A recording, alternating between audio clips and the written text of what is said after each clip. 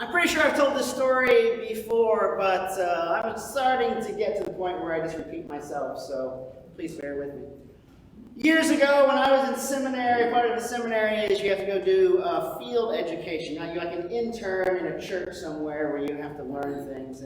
And as I was preparing for my internship, I was visiting sort of different churches in the city. It was in Columbus, Ohio, where the seminary was and where we lived.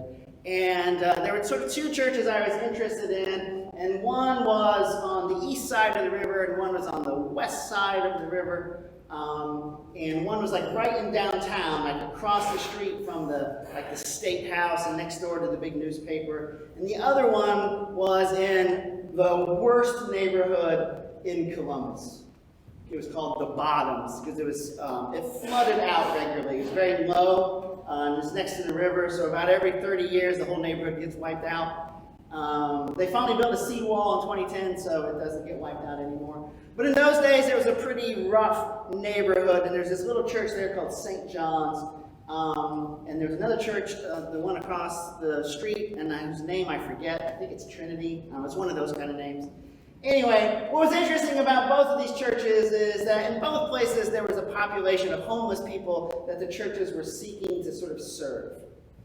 And in the one church, the big church downtown that had like all the money, they had a feeding program, and I went to it, and what happened was the people would come in and they would sit in this room, and somebody would come out and they'd say a couple prayers, and the people would kind of sit there in the corner, kind of bearing it.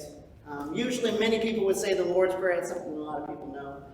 And then they'd get up finally when they were done, and they would shuffle over and they'd grab a tray, and they would get fed like cafeteria style. They'd move down the line, and someone from behind like a glass partition would scoop stuff on their plate, and they move down and they sort of eat in silence. That was their program. And they fed a lot of people. A lot of people came. The food was okay. I ate it. It was, tasty enough. And that was how they did that. And then I went to the other church in the terrible neighborhood, the little church that had like no money. They were barely kind of holding it together. And they did it completely differently. They started with a church service, like a Eucharist sort of like we do. It wasn't like exactly out of the prayer book. It was amended a little bit, and there was lots of singing, and there was a music group, and there was like a kids choir for kids in the neighborhood, and the place was packed. There were more people on Wednesday night for the dinner than were ever there on a Sunday. And everybody was having a grand old time, and they sang, like fun songs. And then, which I don't mean to imply that we don't. Let me just say that right there. I love our song. But they were like kids' songs, camp songs, that kind of thing. And then they would go downstairs into the Undercroft where they had the dinner, and the place was packed. But they didn't have to go stand in line and have someone slop, a scoop of mashed potatoes on their plate. They were served family style. And so people would come and they would bring the dishes like Thanksgiving. They'd lay it at the center of the table and everybody would go around, and the people helping, they would ask you for your drink orders. And it was such a spirited energy. Like everybody was talking and laughing, and it was everybody was happy to be there. And the way this church did it is they partnered with other churches and for people who were looking for something to do, and they would come and they would do the serving, and the people from the church could sit at the tables with the people and get to know the folks in the neighborhood around us. And so there are these two very different ministries kind of trying to reach out to the same sort of people and yet doing it in very different ways. And I would say one was what I would call probably a little more Jesus-like than the other. Right? And I think part of it is that the big church with the money, who were just like feeding people in the cafeteria line, who weren't all that excited to be there, on some level they were like this crowd today in the gospel, where there's Bartimaeus and he's crying out, and all the people are telling him, "Be quiet, Bartimaeus. You aren't worthy of the teacher. No one's going to pay attention to you, you beggar on the side of the road. You aren't worth the Lord's time." So they're all kind of a little bit surprised when Jesus is like, "Well, tell them to come over here." And what I really love about this story is that Jesus doesn't presume to know what Bartimaeus needs. He doesn't go, I'm going to do this for you, Bartimaeus. He says to Bartimaeus, what would you like me to do? Now, Bartimaeus could have asked for all sorts of different things. In this case, he asked that he not be blind anymore, but he could have asked for anything.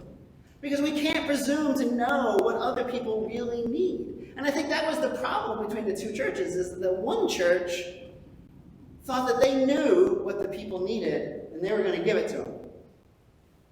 But the other church, they were much more interested in finding out how they could be in relationship with those folks, and to find out what they needed, and to try to supply it. They needed community. They needed a place to join together, a safe place, because it wasn't a safe neighborhood.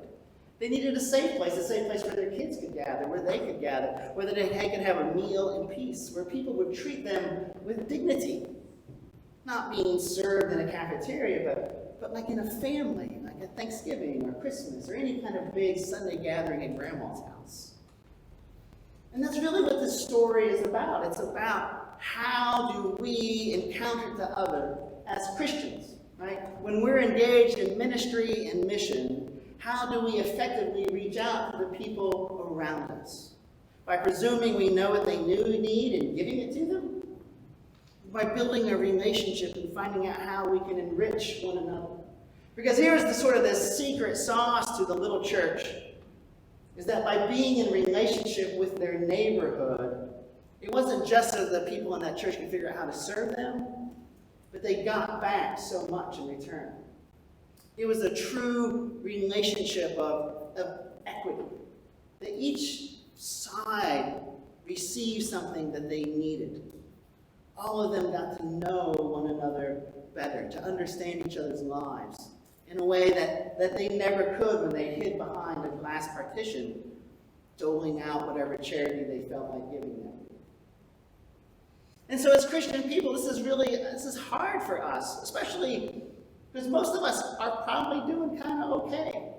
We feel like we've, been successful in some sort of way. We know what people need. And sometimes we're right. They really do need that.